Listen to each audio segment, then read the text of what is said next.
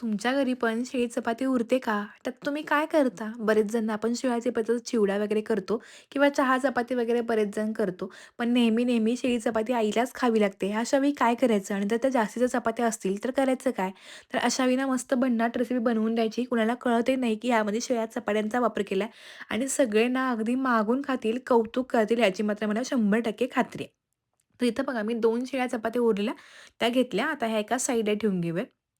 2 चपात्यांसाठी मी 2 मध्यम आकाराचे बटाटे उकडून घेतले होते. त्यावरची साल काढून घेतली आणि बारीक खिसणीने तो बटाटा चांगलासा खिसून घ्यायचा. तुम्हाला हवा तर तुम्ही तो बटाटा तो पूर्णपणे मॅश पण करू शकता. आता ह्यामध्ये 1 चमचा लाल तिखट, चवीनुसार मीठ घातलं. त्यानंतर आपण ह्यामध्ये थोडीशी धने जिऱ्याची पूड घालतोय. ह्यामध्ये ते मसाले आहेत ना, आपण आपल्या आवडीप्रमाणे कमी किंवा जास्त करू शकतो. थोडंसं बघा मी चाट मसाला टाकला. चाट मसाल्यामुळे काय होतं चटपटीत अशी चव पण येते. आता हे सगळं बघा मसाला चांगला मिक्स करून घ्यायचा. ह्या मसाल्यामुळं काय होतं आपली जी रेसिपी आहे ना, ती खूप मस्त आणि छान लागते. तर सगळा असा आपला जो सारण किंवा मसालाचा होता, तो छानपैकी तयार झालाय. आता हे स्टफिंग आहे ते आपण एका साईडला ठेवूया आणि ज्या शिळ्या चपात्या उरल्या होत्या त्यातली एक चपाती घेतली. चपातीवरती थोडंसं टोमॅटो केचप लावून घेतलं. तुमच्याकडे नसेल तर तुम्ही स्किप करा किंवा तुम्ही शेजवान चटणी किंवा मेयोनीज ह्यातलं काहीही लावू शकता आणि जे काही बटाट्याचं आपण सारण करून घेतलं होतं ते संपूर्ण चपातीवरती एकसारखं पसरवून घेतलं. आता मुलांसाठी बनवतोय म्हणून थोडंसं मी वरून ना थोडं चीज किसून घेतलंय. हे पण पूर्णपणे ऑप्शनल आहे. आता छानपैकी व्हिडिओमध्ये दिसतो ना अगदी तसा टाईट चपातीचा रोल करून घ्यायचा. आता रोल बघा छान अगदी मस्त टाईट असा तयार झालाय. बरोबर हा जो रोल आहे तो मधोमध कट करून घ्यायचा आणि त्यानंतर व्हिडिओमध्ये दिसतं ना, तर त्या पद्धतीने आता आपण हा रोल कट करून घेतो. यामध्ये आपण जे चीज घातलं ना, ते खूप छान मस्त लागतं चवीला, टेस्टी लागतं, भन्नाट लागतं आणि आज आपण ना मस्तपैकी हे चपातीचे ना आलू रोल्स करतोय, जे कुणाला कळणार पण नाहीत, की चपातीपासून बनवलेत आणि जेव्हा तुम्ही ही रेसिपी सगळ्यांना बनवून द्याल ना, तुम्ही त्यांना सांगाल ना, की यामध्ये शिळी चपाती वापरले, तर त्यावेळी कुणाला विश्वासही बसणार नाही आणि सगळ्यांना मुद्दाम शिळी चपाती ठेवतील आणि पुन्हा तुमच्याकडे ही रेसिपी करून मागतील ह्याची मला 100% खात्री आहे. तर सगळे रोल बघा करून झाले. आता राहिलेली आणखीन एक चपाती घेतली आणि त्याला पण बघा मी अशा पद्धतीने हे सगळं स्टफिंग लावून घेतलंय.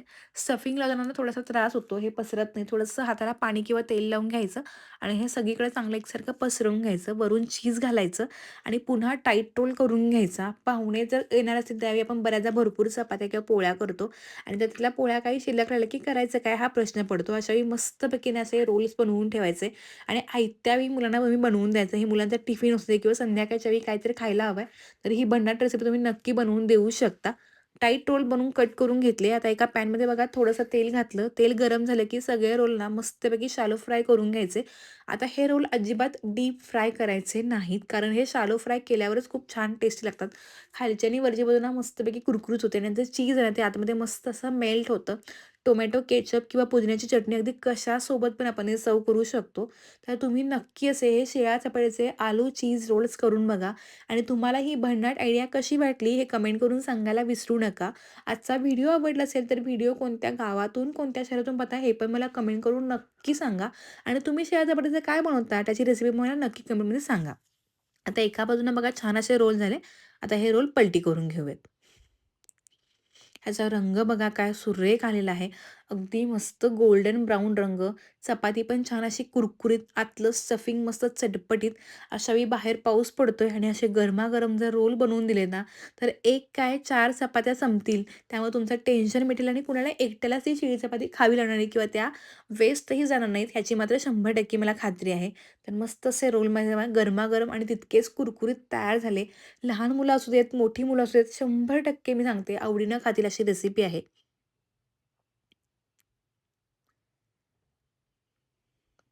याआधी पण मी तुम्हाला शिळ्या चपातीचे नूडल्स, मंचुरियन अशा वेगवेगळ्या रेसिपी दाखवल्याच्या आणि मागच्या कुरकुऱ्याच्या रेसिपीला तुम्ही खूप छान प्रेम दिलं.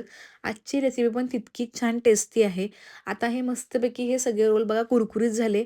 तेल फार ओढत नाही, हेल्दी आहे असं म्हटलं तरी पण चालेल. अगदी टोमॅटो केचपसोबत ना खायला खूप मस्त लागते. जरूर रेसिपी ट्राय करून बघा आणि रेसिपी ट्राय केल्यानंतर ह्याचे फोटोज मला Instagramला पाठवायला विसरू नका. पुन्हा अशाच छान आणि सोप्या व्हिडिओसोबत भेटणार आहोत. तोपर्यंत मस्त राहा, खात राहा. सगळ्यात महत्त्वाचं स्वतःची काळजी घेत राहा. धन्यवाद. Bye bye.